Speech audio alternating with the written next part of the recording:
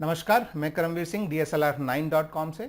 और आज इस वीडियो में आपको जो है कुछ स्टेप्स में बताऊंगा वन बाय वन कि शार्प पिक्चर्स जो हैं वो कैसे ली जाती हैं।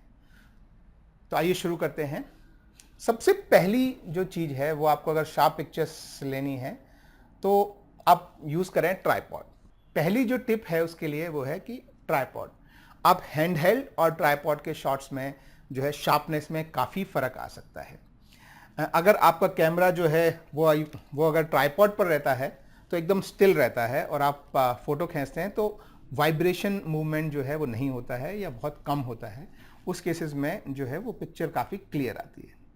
लेकिन यदि आपको हाथ से ही अगर आपको फ़ोटो खींचना हो और आपके पास ट्राइपॉड नहीं है या सिचुएशन है जहां आप ट्राइपॉड नहीं यूज़ कर सकते हैं, तो याद रखिए कि आपकी बाहें आपके जो है वो यहाँ पे टक इन रहें, मतलब आपके साथ में अड़ी रहें, और आपका जो उल्टा हाथ है, आप अगर राइट हैंडेड हैं, मतलब सीधे हाथ से आप नॉर्मली काम करते हैं, तो आपका उल्टा हाथ जो है वो लेंस के नीचे रहे और आप अपने हाथों से ट्राइपॉड बनाइए। ये देखिए, ये एक सहारा इस हाथ से हो गया, एक सहारा इस हाथ से, और तीसरा आपकी आंख का जो है वो आप सिर से टच कर लेते हैं।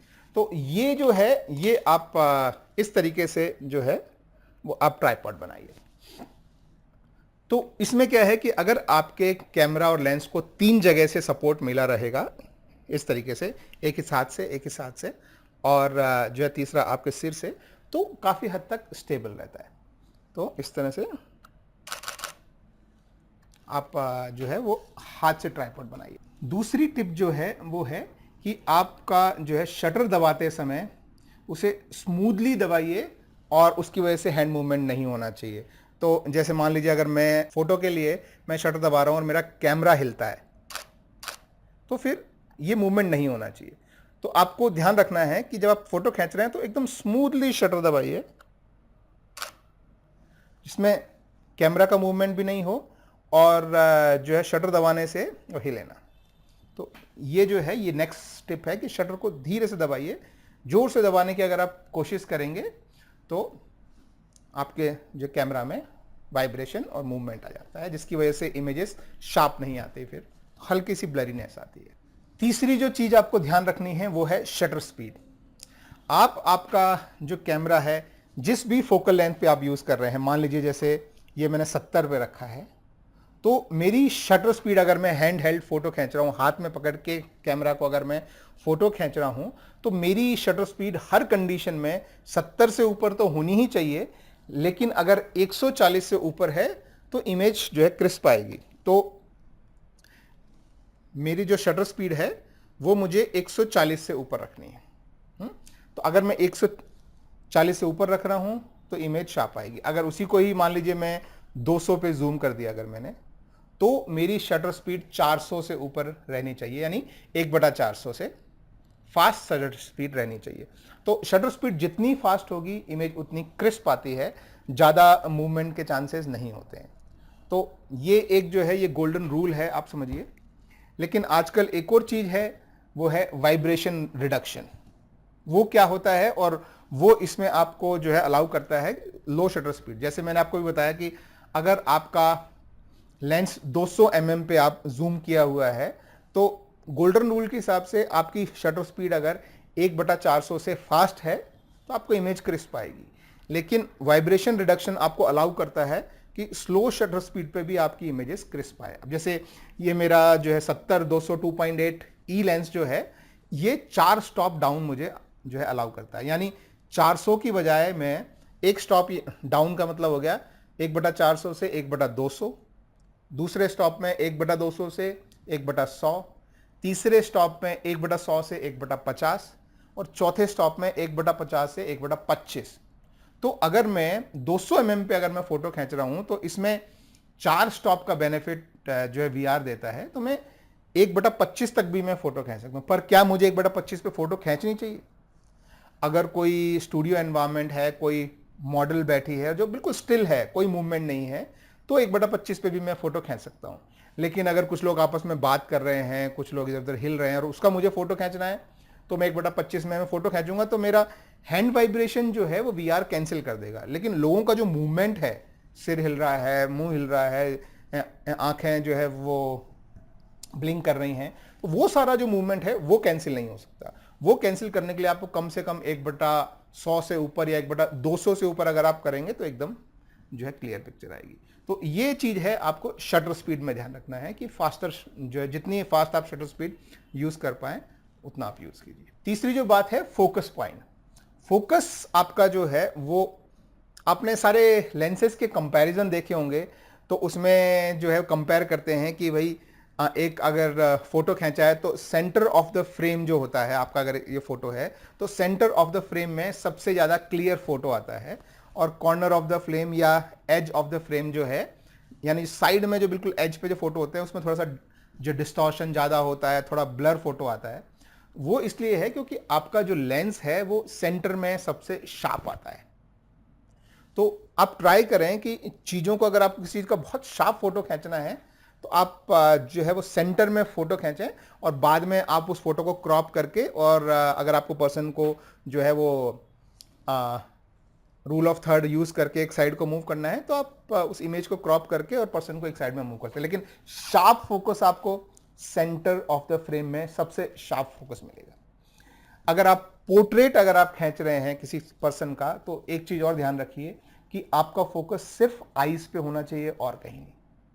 क्योंकि जब हम कोई भी फोटोग्राफ देखते हैं किसी पर्सन का, तो हम पहली नजर में उस पर्सन की आईज पे हमारी फोटोग्राफ जाती है। अगर आईज पिक्चर में क्रिस्प क्लियर हैं तो हमें लगता है फोटो क्लियर है, अगर आईज क्लियर नहीं है तो फोटो क्लियर नहीं है। तो पोर्ट्रेट में हमेशा आपका जो फोकस पॉइंट है, मैं हमेशा सिंगल फोकस पॉइंट यूज करता हूं और सबको सजेस्ट करता हूं कि हमेशा सिंगल फोकस पॉइंट यूज करें, और वो सिंगल फोकस पॉइंट जो है वो मॉडल के या जो भी पर्सन है उसकी आईज पे फोकस रहना चाहिए, आईज शार्प आनी चाहिए। नेक्स्ट जो स्टेप है वो क्रिस्प फोटो के लिए कि आपका, मान लीजिए कोई आपका जो है 18-55 लेंस है या 55-200 लेंस है, तो उनकी एक जो है एपर्चर रेंज होती है। जैसे मान लीजिए 18-55 आपका लेंस है, जब आप उसे 18 mm पे सेट करते हैं तो आपका एपर्चर सबसे वाइड जो है वो f3.5 पर खुलता है। वही अगर आप जब उसे 55 mm पे मूव करते हैं तो वो 5.6 पे चला जाता है। तो मान लीजिए कि आप जो है 55 mm पे किसी का फोटो खींच रहे हैं, तो आपका एपर्चर वाइड ओपन जो है 5.6 पे होता है, और हमें पता है नॉर्मली लाइट कंडीशंस जो हैं वो अगर ठीक नहीं है तो हम उसको 5.6 पे ही रखते हैं ताकि हमारी जो है शटर स्पीड थोड़ी सी फास्ट रहे। लेकिन प्लीज ये समझिए कि कोई भी लेंस जो है वो वाइड ओपन सिचुएशन में जो है वो सबसे अच्छी फोटो नहीं देगा। हर लेंस का एक स्वीट स्पॉट बोलते हैं। जैसे मान लीजिए आपका कोई लेंस है वो 3.5 से लेके और 22 तक खुलता है, तो नॉर्मली उसका स्वीट स्पॉट जो है वो 5.6 से f8 के बीच में या f8 से 11 के बीच में होगा। जैसे आपका 18-55 जो लेंस है वो 55 mm पे 5.6 से शुरू होके और f22 या f32 तक अगर जाता है तो वो आप उसे 5.6 पे ना खींचें, उससे एटलीस्ट एक स्टॉप या दो स्टॉप हायर f8 या f11 पे आप फोटो खींचें। तो वाइड ओपन में आपको क्रिस्प जो है वो या शार्प इमेज जिसे बोलते हैं वो शायद आपको ना मिले। नॉर्मली जो कंज्यूमर लेंसेज है उनमें, जो काफ़ी प्रो और एक्सपेंसिव लेंसेज हैं उनमें जो पॉसिबिलिटी है कि आपको क्यों वाइड ओपन में सबसे अच्छी इमेज मिले, क्योंकि वो लेंस जो हैं वो बने ही इस तरह से हैं कि आप उनमें सबसे ज़्यादा वाइड ओपन शूट करें। तो ये एक और जो है वो चीज़ है वो आप ध्यान रखें कि आपका एपर्चर पूरा जितना खुल सकता है वाइड ओपन, उससे एक या दो स्टॉप अगर आप डाउन करके यानी एफ वैल्यू को इंक्रीज करके अगर आप फोटो खींच रहे हैं तो वो ज़्यादा शार्प आएगी, क्योंकि हर लेंस का जो है वो नॉर्मली स्वीट स्पॉट होता है वाइड ओपन से 2 स्टेप ऊपर मोटा मोटा। तीसरा है जो बेसिक सी चीज़ है वो है कि आईएसओ आप जितना लो रखेंगे उतनी नॉइस जो है वो कम आएगी और इमेज जो है उतनी आपको शार्प दिखाई देगी। तो इन सब चीज़ों में अब आपने देखा कि एपर्चर को मैं बोल रहा हूं कि वाइड मत ओपन कीजिए, थोड़ा कम खोलिए, उसके लिए आपको ज़्यादा लाइट चाहिए। दूसरा मैं बोल रहा हूं कि आईएसओ को आप जितना कम कर सकते हैं, अगर आपका जो है वो बेसिक आईएसओ अगर 100 है तो आप उसे 100 पे रखिए, तो उसके लिए भी आपको जो है वो लाइट ज़्यादा चाहिए। मैं आपको बोल रहा हूं कि शटर स्पीड फास्ट रखिए, उसके लिए भी आपको लाइट ज़्यादा चाहिए। तो effectively moral of the story ये है कि अगर आपके पास सफिशिएंट लाइट है तब आप बहुत अच्छी क्रिस्प फोटो खींच सकते हैं, लेकिन अगर लाइट कम है तो फोटो जो है वो इतनी शार्प शायद ना आ पाए, बिकॉज इन सब कंडीशंस की वजह से। तो कोशिश कीजिए कि आप लाइट पे सबसे ज़्यादा ध्यान रखें कि मैक्सिमम लाइट हो, और अगर ज़रूरत पड़े तो आप एक्सटर्नल फ्लैश यूज़ कीजिए। अभी तक मैंने फ्लैश के बारे में जो है वो ज़्यादा इन्फॉर्मेशन दिया नहीं है कि फ्लैश कैसे यूज़ करना चाहिए। एक्सटर्नल फ्लैश, अगर आप डायरेक्ट पर्सन पे अगर आप फ्लैश यूज़ करते हैं तो इमेज वैसे ही ख़राब हो जाती है। मैं कभी पर्सन पे डायरेक्ट फ्लैश यूज़ नहीं करता हूँ। अगर यूज़ करना है तो मैं जो है किसी भी जो सरफेस से रिफ्लेक्ट करके फ्लैश यूज़ करता हूँ। तो किसी भी तरीके से आपको लाइट एक्स्ट्रा अरेंज करनी है। अगर आपके पास एक्स्ट्रा लाइट है, आप लाइटेड एनवायरनमेंट में हैं, काफ़ी अच्छी लाइट है, तो आपकी इमेजेस क्रिस्प आ सकती हैं, ये सारे जो है रूल्स फॉलो करके। तो आई होप इस वीडियो से आपको मदद मिली होगी ये जानने में कि आप क्या स्टेप्स लें कि आपकी इमेज क्लियर आए। इसी तरह के और वीडियो देखने के लिए हमारे चैनल को सब्सक्राइब कीजिए और देखिए हमारी website dslr9.com। Thank you very much.